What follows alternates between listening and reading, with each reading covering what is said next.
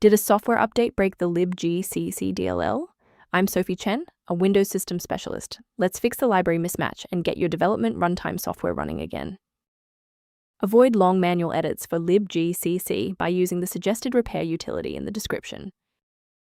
This is the Libgcc, the GCC Runtime Library. It provides unmanaged low-level routines for integer arithmetic and stack management, facilitating the fundamental execution manifest for C applications. Understanding the file's role is a great start. Now let's look at replacing it. When a core file like Libgcc.dll is missing, it's best to let Windows perform a self-repair. Access an elevated command prompt and run sfc/scan now to synchronize and restore any damaged or missing system-level files. If the installer was unable to bridge the gap, we will move to phase 2 of our diagnostic to refresh the system's memory. A quick reboot can determine if the error is transient.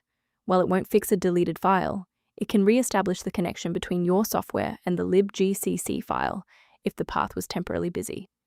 Make sure to save your spot by bookmarking this video, or hit the like button before you restart so you don't have to search for it again. If a quick restart didn't do the trick, it's time to look deeper into the system configuration. If you need to pause the video to find your settings menu, I'll be right here.